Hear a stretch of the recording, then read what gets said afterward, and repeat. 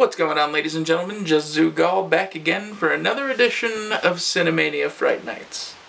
Now, today's movie is probably my favorite. I would go so far as to say that this is my favorite zombie movie, and that is George Romero's Day of the Dead. Now, when this first came out, it was almost universally panned by critics. No one liked it.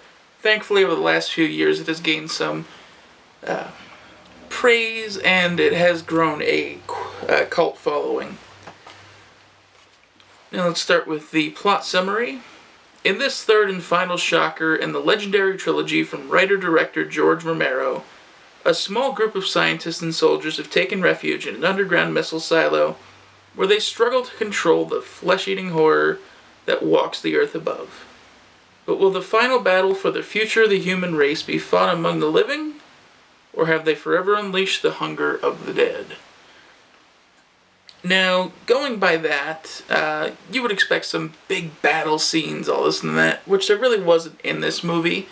It was planned in the original script, but unfortunately due to budget cuts and things like that, that had to be axed. And what we got, it was still a good movie. It's still a great movie.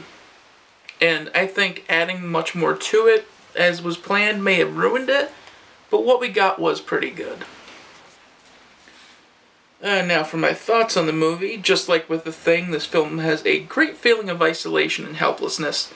The setting for this movie, which the majority of it does take place in an underground bunker, which was actually filmed right here in Pennsylvania, I believe. You just feel just claustrophobic almost. You're just stuck in this place.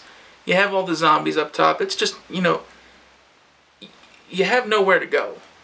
If they get in, you're stuck down there. You just feel helpless.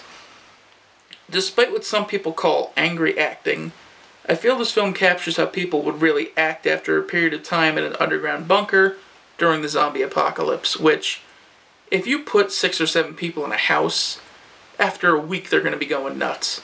If you put more than that in an underground bunker, and granted they do have places they can go, it's a big cave, but they're going to be at each other's throats.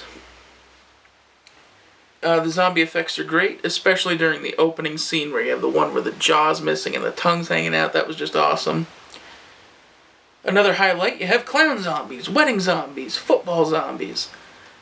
It just added to the realism of the movie. I mean, as real as a zombie movie can be. You gotta figure, not everyone's gonna be wearing regular clothes when things happen like this. You gotta have that one guy, that clown. He could have been going to a kid's birthday party when he's bitten. Or, there could have been a wedding going on and those people were bitten. It just adds more variety. Out of all the zombie films I've seen, the John character's way of thinking makes the most sense, which it does. If something like that happens, I'm not going to wait around to die or, wait for someone to put an explanation on something. I'm just going to go get drunk and enjoy life. The scene where John gives his explanation is both chilling and awesome at the same time, and it is. I'm just going to link that scene down below so you can see it for yourself. It's an awesome scene. The actor playing Steele, Gary Howard Clark, was great.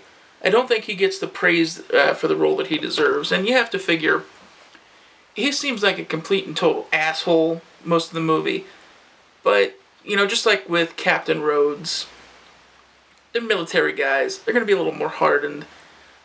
It really isn't, explained what the time period of this is. I think it probably takes place in the 80s. That's the one thing I don't like about the Romero movies. You don't have a specific timeline. I mean, you have Night of the Living Dead, which takes place in 68.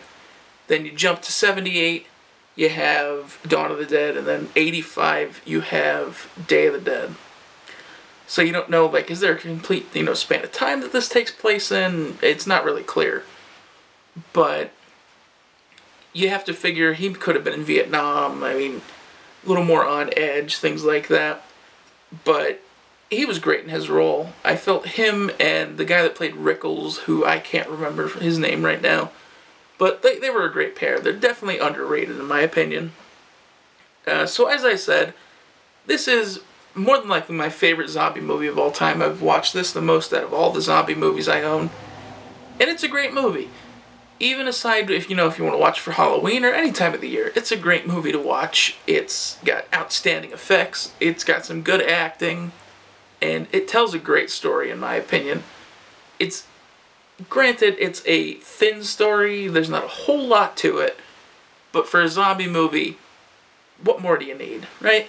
So it's a great movie. So George Romero's Day of the Dead definitely gets a thumbs up from me. If you haven't seen it, definitely check it out. You can find a copy of it cheap. I got this a few years ago for $10. It's probably around $5 now. You can see it on Netflix. There's probably something on YouTube of it. So, that's it for this video. I'll see you guys with the next one.